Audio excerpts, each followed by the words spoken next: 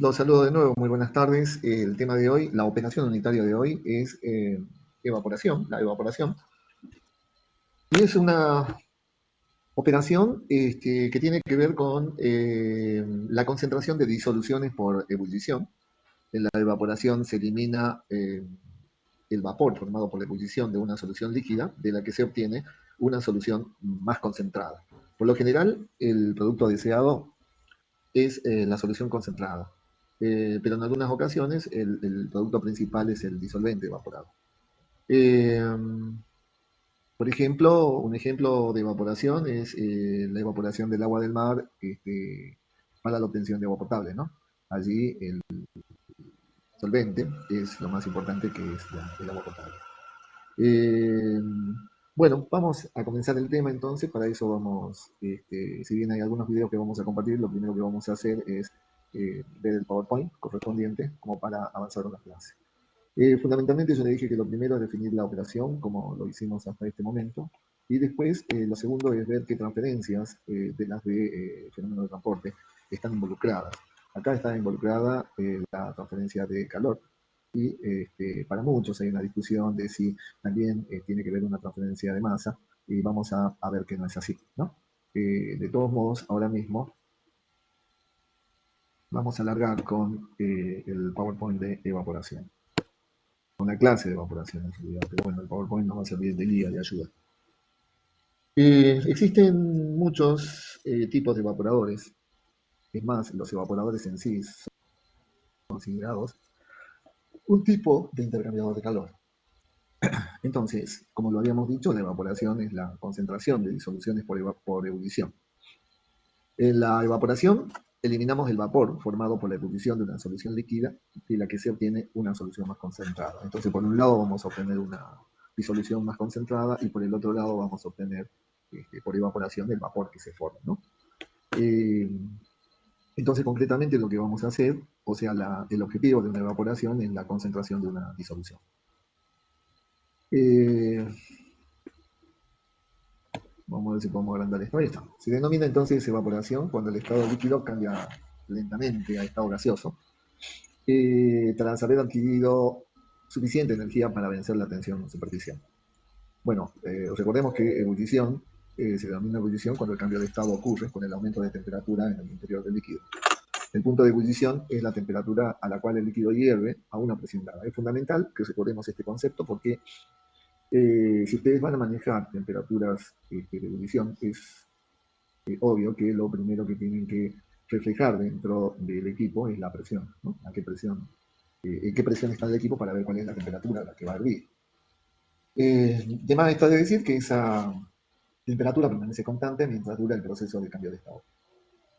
Como la evaporación implica una ebullición, la subcapa gaseosa en contacto con la fase líquida en la interfase líquido-vapor va a estar constituida por vapor generado, y por consiguiente no habrá resistencia a la transferencia de materia en la fase gaseosa. O sea, la evaporación está controlada por la velocidad de transferencia de calor y no por la velocidad de la transferencia de masa.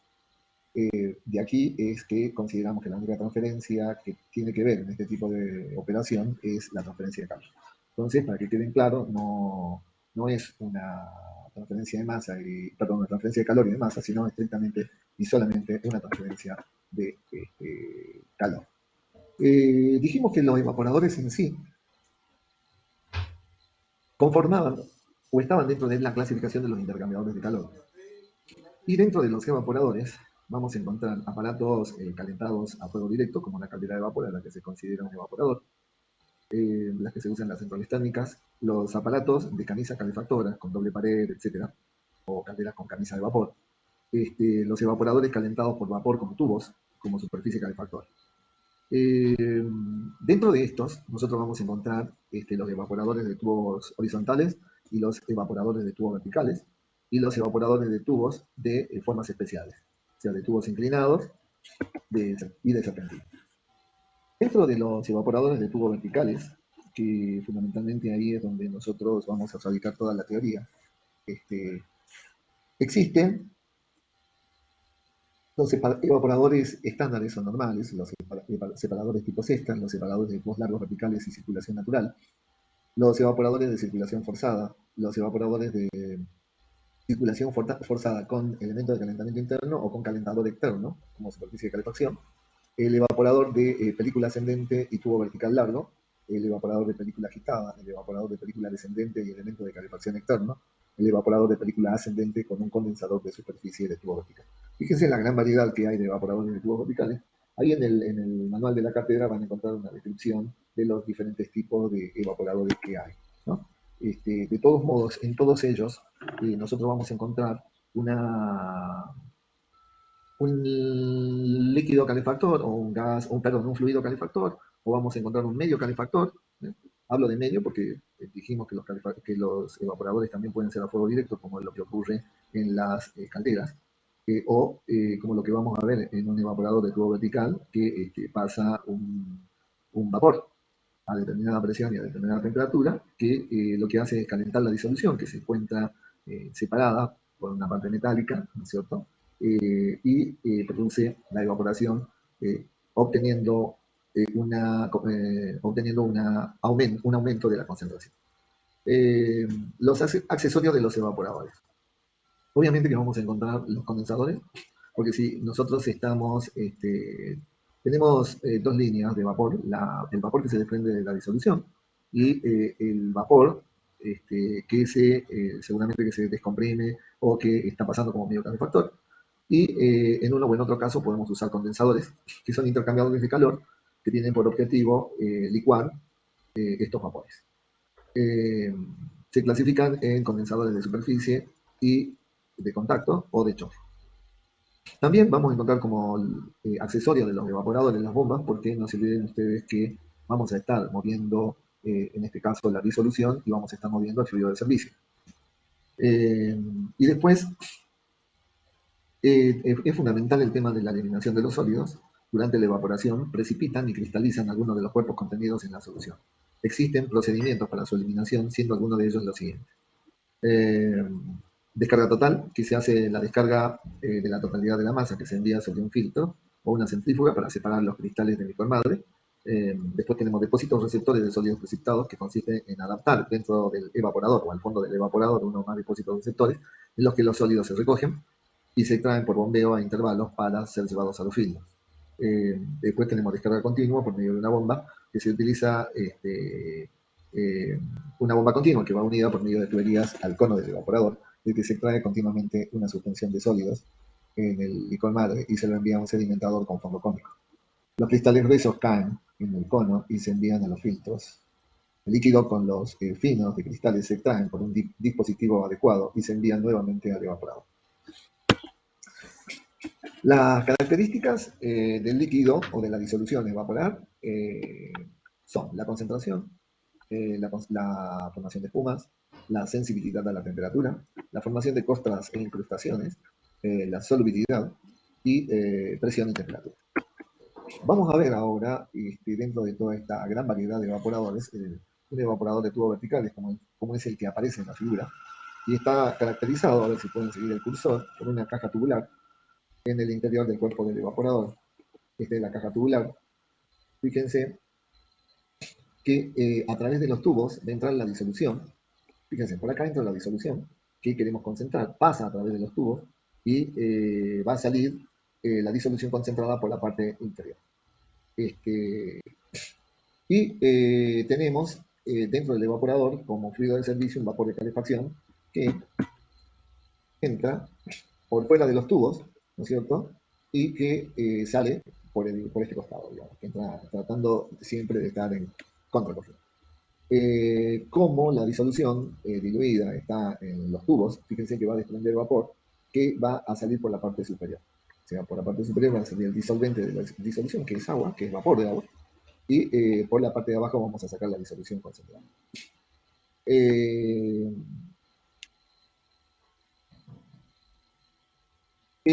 Vamos a ver cómo se presentan los evaporadores. Los evaporadores pueden presentarse en forma de un simple efecto o en forma de un múltiple efecto dentro de los tubos verticales.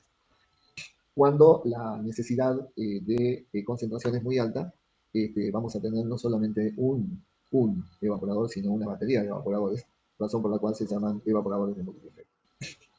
Veamos los evaporadores de simple efecto, para tratar después de entenderlos en múltiple P. Los evaporadores de un simple efecto es un proceso que consiste en un arreglo simple de un solo evaporador, como lo acabamos de decir. El evaporador es alimentado. Fíjense, acá está el cursor.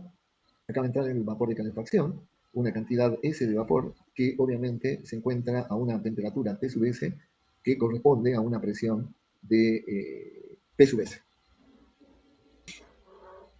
Este vapor entra a la cámara de calefacción, y acá se condensa y se retira de la cámara de calefacción. Obviamente a la misma temperatura TS y a ese condensado lo vamos a llamar T. A la corriente de condensado la vamos a llamar T. La disolución diluida, F es la cantidad de disolución diluida que entra a una cierta temperatura y con determinada concentración X sub F,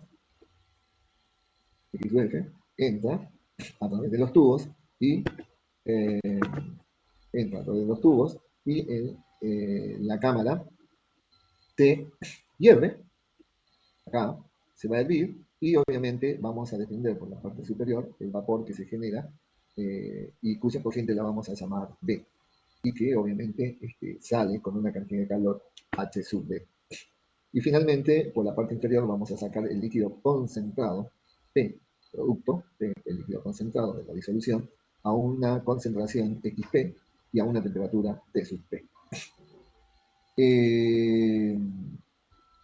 Bueno, entonces, fíjense ustedes, S, acá está S es el vapor de calefacción, lo vamos a medir en kilo por hora, es la cantidad de vapor de calefacción, los kilos de vapor de calefacción por hora.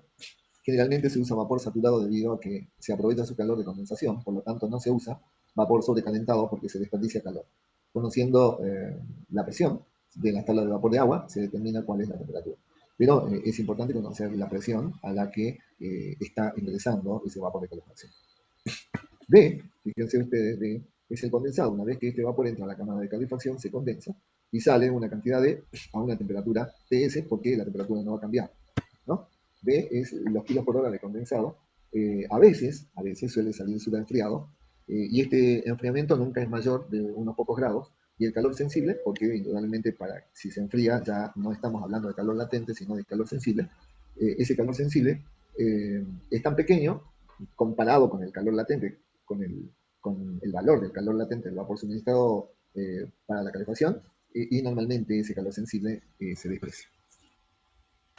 El fluido de operación ya dijimos que es una disolución diluida que se va a concentrar. F es la disolución diluida, acá está, F, entra la disolución diluida y sale un licor concentrado P. Eh, F es la alimentación en kilos por hora y debe estar en ebullición violenta para favorecer la transferencia del líquido al vapor. Se prefiere precalentar siempre la alimentación para evitar puntos fríos dentro del evaporador. P es el licor o disolución concentrada y que presenta una composición en fracción en peso de sólidos mayor obviamente que el valor de la disolución diluida XF. Y finalmente tenemos por la parte superior, vale la pena repetirlo, el vapor que se genera de la disolución y seguramente será una cantidad de kilos por hora de vapor que se desprende con una entalpía H sub B y que obviamente tiene la misma temperatura que el licor o disolución concentrada P. Tiene la misma temperatura porque se está desprendiendo de esa disolución. La fórmula del cálculo. Eh, a ver, ¿qué es lo que nosotros debemos? Vamos a tratar de hacer una recopilación. Yo les pido a ustedes que diseñen un evaporador para tratar una cierta cantidad F de disolución diluida de un valor de concentración X sub F y les voy a pedir obtener un licor concentrado con una concentración X sub P. Entonces, ¿en qué consisten? En primer lugar, el cálculo de un evaporador, el cálculo y el diseño de un evaporador. Si yo voy a contar con esta premisa únicamente, yo lo primero que debo calcular es cuánto de vapor de calefacción necesito para lograr la disolución que me están pidiendo. ¿Sí? Para ello, necesito determinar cuál es el valor de S, y como esta es una transferencia de calor, necesito además calcular cuál es el área de los tubos en la cámara de calefacción. ¿Eh? Bien. Para eso vamos a usar, en primer lugar, vamos a hacer algunos balances alrededor de la operación unitaria. Vamos a hacer un balance de masa, un balance de componentes y vamos a hacer un balance de calor. Y después, una vez determinada cuál es la necesidad de servicio, o sea, la cantidad en kilos por hora del vapor de calefacción, vamos a proceder a calcular cuál es el área del evaporador. Para eso vamos a usar una fórmula que para ustedes es muy conocida y que dice que Q es igual a U por A por delta T. ¿Se acuerdan? Que es la misma fórmula que usamos para el diseño de los intercambiadores de calor, ya sea doble tubo o de casco y tubo. Entonces, para poder calcular ese, lo primero que vamos a hacer es hacer un balance global de materia. Si hacemos un balance global, acá hay una corriente que está entrando, las dos corrientes están entrando, y acá esta corriente está saliendo, esta corriente está saliendo y esta corriente está saliendo. Entonces, si yo hago un balance global de la operación, voy a tener que F, fíjense ustedes, F es igual a B más P, porque S y D son iguales, entonces obviamente se van a eliminar. Si no, tendría que ser F más S igual a B más P más D. Entonces, está bien acá el balance global de materia, que es igual a F, mejor dicho, el balance de materia que nos da que F es igual a B más P. Vamos a hacer un balance de componente no volátil, o sea, del componente principal que nos va a dar la concentración. Y tenemos que F por XF es igual a P por XP, porque el componente no volátil no se volatiliza y por lo tanto en B no hay absolutamente nada del componente no volátil. Solamente habrá en las corrientes F y en la corriente P. Haciendo un balance de entalpía, vamos a tener, ahí sí van a entrar dentro del balance global general, que es S más F igual a B más P más D, van a entrar dentro del balance de entalpía todas esas corrientes porque vienen con distinta cantidad de calor. Entonces vamos a tener que S por HS más F por H sub F más es igual a D por H sub D más B por H sub B y más P por H sub P. Sabiendo que S igual a D, ¿no?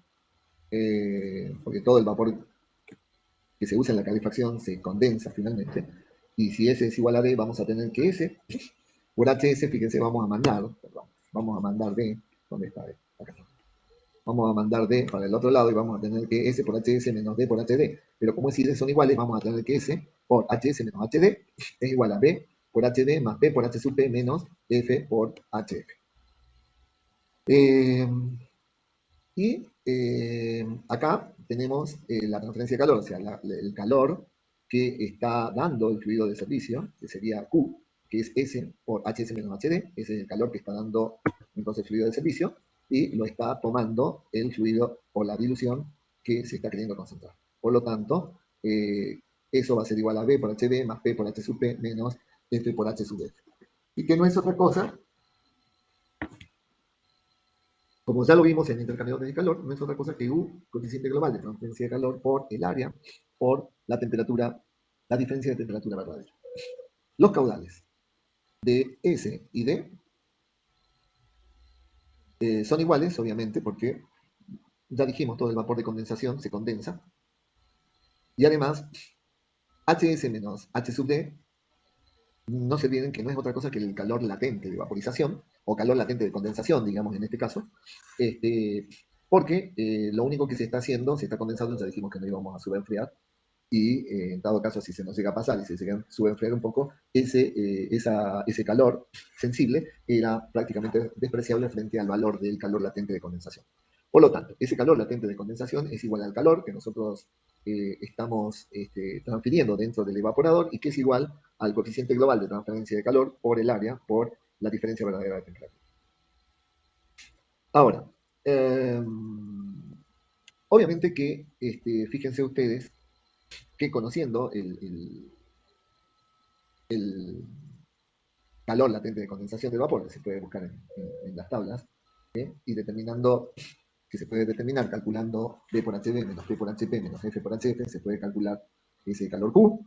De ahí yo puedo sacar, ¿no es cierto?, cuánto es el valor que necesito para lograr esa concentración en la dilución. Cuánto es los kilos por hora de vapor que yo necesito para lograr eso. Pero además, como el objetivo es calcular no solamente eso, sino además calcular cuál es el área que yo necesito para que se produzca esa transferencia de calor, esa área va a ser igual a Q, que sería conocido ya por el coeficiente global de transferencia de calor por la diferencia de temperatura verdadera, como está dispuesto en esta forma.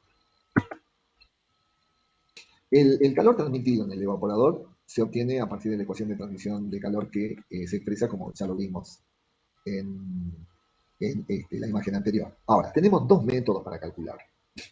Tenemos un método 1 y un método 2. Un método 1 que va a usar un coeficiente global de transferencia aparente por el área, por una diferencia verdadera de temperatura aparente.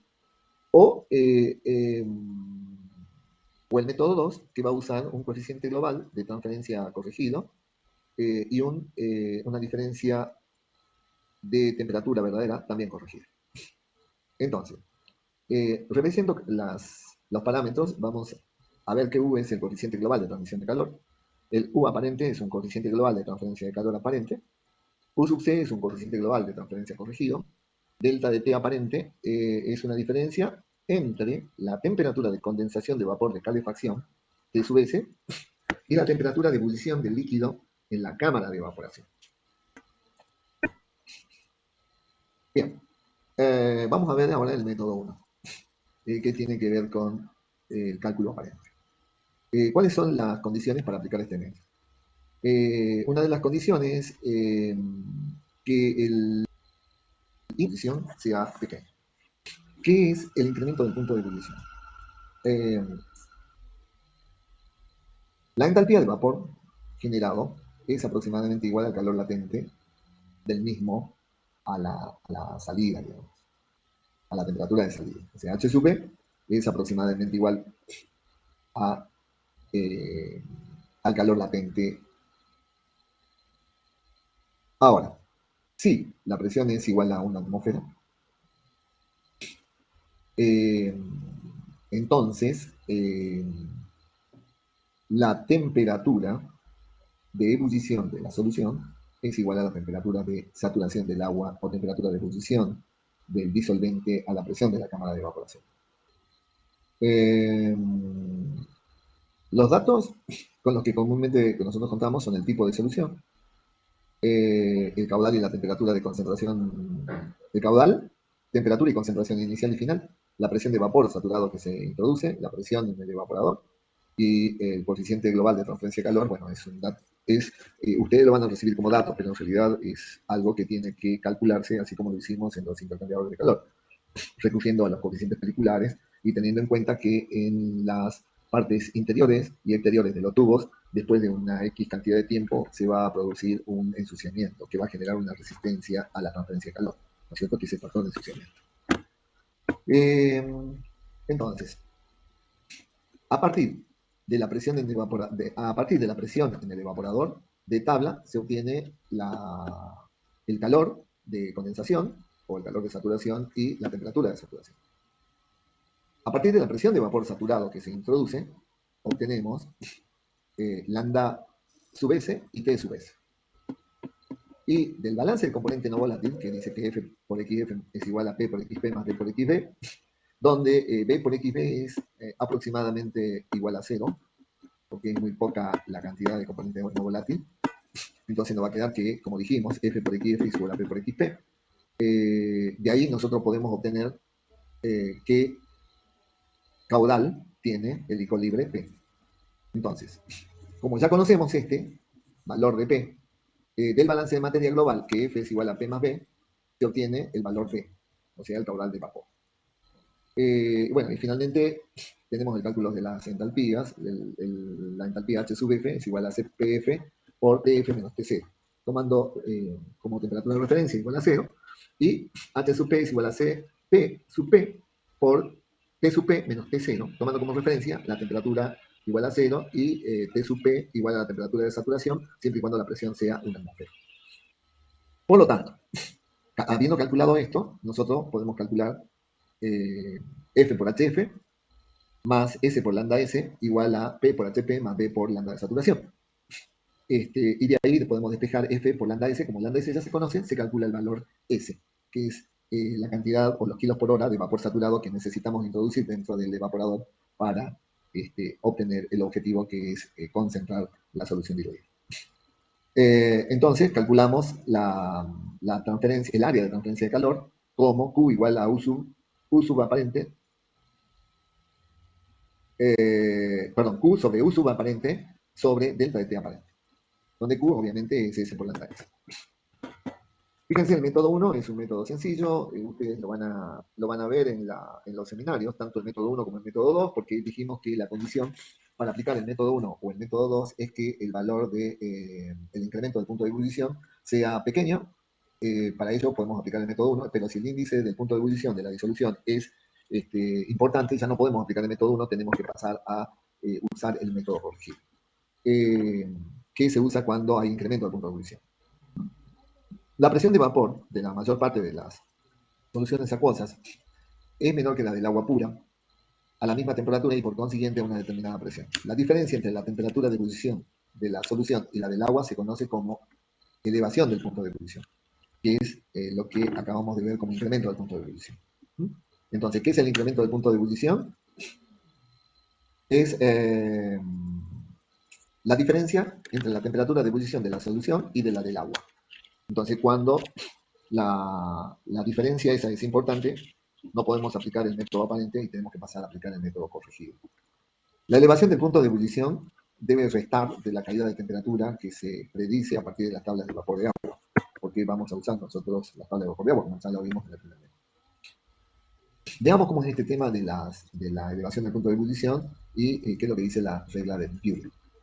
Fíjense en la curvita, en esta curvita vamos a tener nosotros en la abscisa la concentración, porcentaje en peso, y vamos a tener los valores de entalpía en kilocalorías por kilogramo.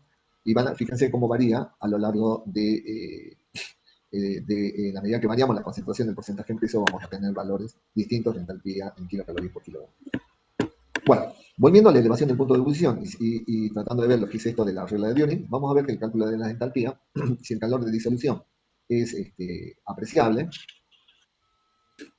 las entalpías no varían linealmente como pudimos, digamos, aproximar nosotros en el primer método. O sea, las entalpías no varían linealmente con la concentración a temperatura constante. Como pueden ver ustedes acá en la curva, cuando hay incremento del punto de ebullición, no hay una variación lineal, sino todo lo contrario. Acá es una variación que no es para nada lineal. Entonces, las mismas se deben determinar con ayuda de datos tabulados o haciendo uso de gráficas en las que se representa la entalpía en función de la concentración, y en isolínea se representa la temperatura de ebullición de la disolución, que se determina con a la misma presión, ¿no? Fíjense, vamos a presentar a las líneas de Dioring que relacionan el punto de ebullición del agua con el punto de ebullición de las soluciones, y en este caso referidas a una solución de hidróxido de sodio. Entonces, si representamos la temperatura de ebullición de la solución frente a la del agua, a la misma presión se obtiene una línea recta. Para distintas concentraciones, obviamente se obtienen, como se ve acá en las curvas, líneas distintas. La regla no es exacta, pero para intervalos de presión pequeña funciona. O para un intervalo moderado de presión, las líneas son prácticamente rectas, aunque no necesariamente paralelas, como a simple vista ustedes pueden manifestar, digamos, pero no son tan paralelas. Tal vez son paralelas en la solución de hidróxido de sodio. Por lo general, estas gráficas solo existen para algunas soluciones, como el hidróxido de sodio. Cuando se trata de agua líquida, las entalpías pueden encontrarse a partir de las tablas de vapor. Entonces, la diferencia útil de temperaturas será igual a T sub S menos T de saturación. T sub S es la temperatura de condensación del vapor de calefacción, y T de saturación es la temperatura de ebullición del líquido hirviente.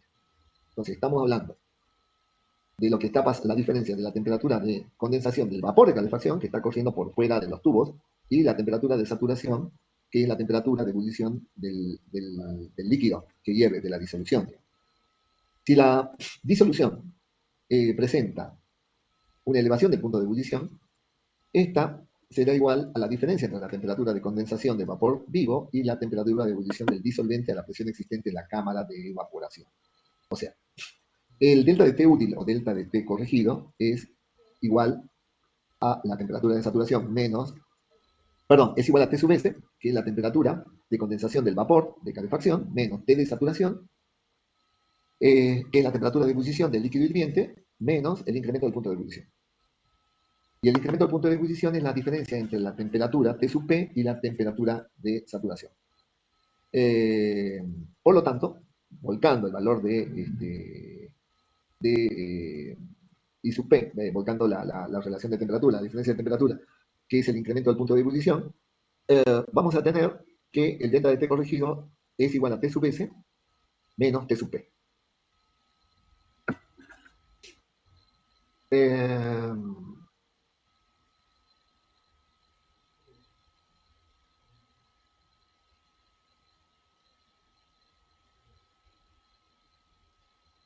Vamos a ver las características de los evaporadores de tubos verticales.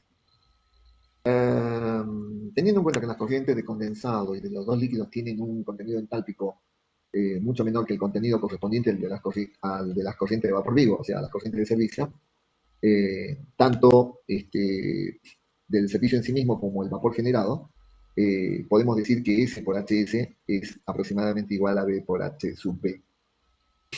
Esto implica que la energía que se transmite desde el evaporador, desde el vapor de calefacción, sale del evaporador en la corriente de vapor generado. Podemos decir eso, digamos. Entonces, es necesario recuperar esa energía que si no la perderíamos. O sea, este valor de B sub HB se perdería. Y lo que necesitamos entonces sería recuperarlo para incrementar la economía del vapor, ¿no es cierto? Para reutilizarlo, digamos, de alguna medida y así no desperdiciarlo. Esta es la razón principal por la que nacen los evaporadores de múltiple efecto.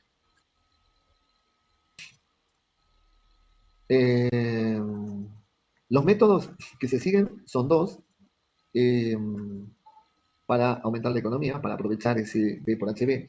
Son dos en realidad. Uno es el concepto de la aparición de evaporador de múltiple efecto, o la otra forma es recomprimir ese vapor generado mecánico-técnicamente y volverlo de nuevo al ciclo de alimentación, al ciclo de la alimentación del vapor vivo. Así se reutiliza. Para poder caracterizar un evaporador existen tres conceptos, que es la capacidad, la economía y el consumo de vapor. Dentro de la capacidad tenemos que capacidad se define como los kilos de disolvente evaporado por unidad de tiempo. La economía la podemos definir conceptualmente como los kilos de disolvente evaporado por los kilos de vapor de calefacción usado. Y el consumo de vapor es la relación entre la capacidad y la economía, y que va a relacionar los kilos de vapor que se usan para calefaccionar por unidad de tiempo. El factor principal sobre la economía de un sistema de evaporadores obviamente es el número de efectos. Las evaporaciones de las soluciones en evaporadores de efecto simple, uno de los costos más importantes es el vapor utilizado para dicha operación. En general, cuando se usan evaporadores de un solo efecto, siempre se trata de recomprimir para que podamos nosotros sacarle mayor provecho a ese vapor y no se desperdicie. El servicio de vapor es muy caro. Los kilos por hora de vapor que se necesitan generalmente son muy caros. Un evaporador de múltiple efecto consta de un conjunto de evaporadores de simple efecto, donde al primer efecto se lo llama al primer evaporador, segundo efecto al segundo evaporador, tercer efecto al tercer evaporador, y así, de acuerdo al número de efectos, tenga un número de evaporadores relacionados. Durante el funcionamiento, el vapor procedente del primer efecto se emplea como vapor de calefacción en el segundo efecto, y el producto del segundo se emplea como calefacción del tercero, y así sucesivamente. Es obvio que para que esto funcione, P1 tiene que ser mayor, o sea, la presión en el efecto 1 tiene que ser mayor a la presión en el efecto 2 y tiene que ser mayor a la presión en el efecto 3, porque si no, no se movería el vapor. Fíjense, acá nosotros tenemos la alimentación del vapor de calefacción, la salida del condensado, tenemos la alimentación que genera este vapor que lo vamos a usar como materia prima de calefacción para el segundo efecto y que sale como destilado.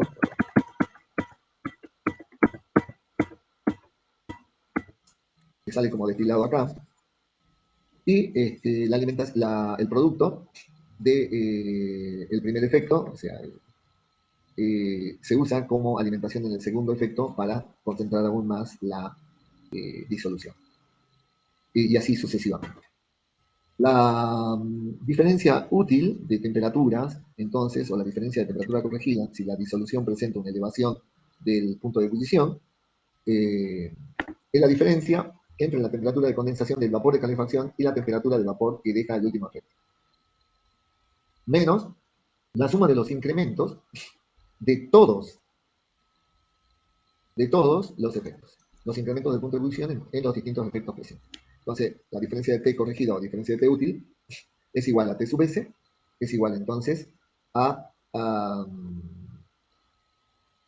la temperatura de condensación de vapor de calefacción, T sub S, menos la temperatura de saturación del último efecto, menos la suma de los incrementos de temperatura o los incrementos del punto de ebullición en cada uno de los efectos, menos la sumatoria de esos incrementos. Entonces, podemos observar que la diferencia útil de temperaturas disminuye al aumentar el número de efectos. Para el mismo vapor vivo y el mismo vacío en el último efecto. Por lo tanto, disminuye la capacidad de evaporación de n evaporadores simples, siendo n el número de efectos. Eso se ve claramente, ¿no es cierto? Bien. Respecto de la economía de los evaporadores de múltiple efecto, vemos que se recupera el calor latente del vapor que se desprende y lo vuelven a usar. Ahora, la energía que se transmite desde el vapor de calefacción sale del evaporador en la corriente de vapor generado.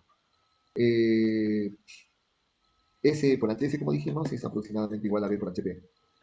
Se puede inferir, ¿no es cierto?, que para un evaporador de N efectos se evaporarán N kilos de agua por cada kilo de vapor suministrado. La razón para trabajar con los intercambiadores de múltiple efecto es el de obtener una gran economía del vapor de calentamiento. Respecto de la capacidad de los evaporadores, vamos a ver que el calor total será igual a la suma de los calores transferidos en cada uno de los efectos.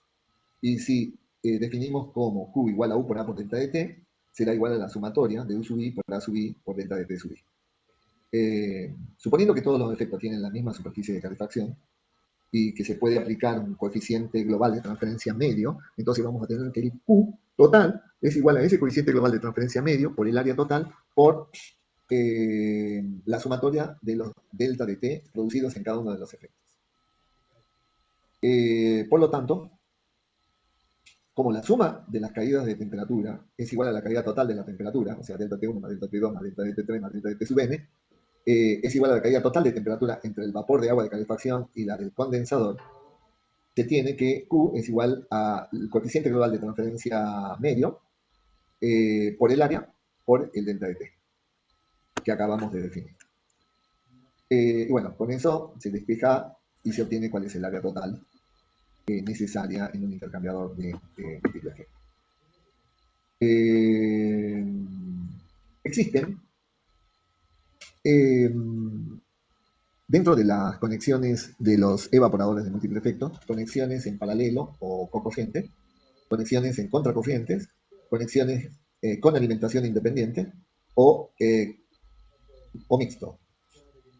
El paralelo o cocorriente, las corrientes de vapor generada siguen la misma dirección que las corrientes de los líquidos alimentados a los respectivos evaporadores.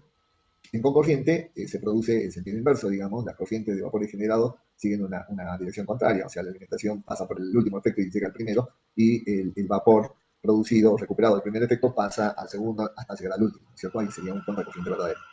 Con alimentación independiente, o sea, en cada evaporador vamos a tener una alimentación totalmente independiente. Y puede ser también mixto, que es una mezcla de un paralelo y un contracorriente. Bueno, acá tenemos, fíjense ustedes, está la corriente de la alimentación que sigue más o menos esta dirección y tenemos la corriente del vapor recuperado que sigue esta dirección. En esta estamos hablando de una en paralelo. Y acá tenemos un contracorriente porque la alimentación sigue este camino y el vapor este, perdón, el vapor tiene esta dirección recuperado, fíjense ustedes, y la alimentación en este caso la vamos a tener en sentido inverso, ¿ya? Hasta obtener finalmente el destilado. Y el independiente es que cada efecto tenga una alimentación independiente, que acá serían F1, F2 y F3. Eh, Habíamos dicho que una de las formas de mejorar la economía del evaporador era la recompresión del vapor que salía del primer efecto. Entonces, en un evaporador de múltiple efecto, la presión de cada efecto sucesivo va disminuyendo, de modo que el punto de ebullición del líquido desciende en cada efecto. Por consiguiente, habrá una diferencia de temperatura creada por el efecto de la presión. De allí que, de allí es que sea necesaria esa recompresión de vapor. En el evaporador de recompresión de vapor de un solo efecto, el vapor se comprime hasta que aumenta su temperatura de condensación o de saturación y vuelve a la alimentación. Este vapor se devuelve al calentador de la caja de vapor y se condensa, de modo que el vapor se forma en el evaporador. De esta manera, el calor latente del vapor se utiliza y no se desprecia. Bueno, no sé en qué horario estamos, yo creo que se nos está haciendo la tarde ya. Y lo vamos a tocar a este tema de recompresión en la próxima clase, por lo menos ya tienen todos los elementos para poder calcular cualquier tipo de evaporadores. Poder diseñar incluso un evaporador. Bueno chicos, hasta acá llegamos con la clase. Yo quería pasarles algunos videos, pero bueno, lo veremos en la próxima clase. No sé si hay alguna pregunta. Es este el momento, si no, que tengan un buen fin de semana y continuamos la semana que viene. Si no hay preguntas, dejo de grabar en este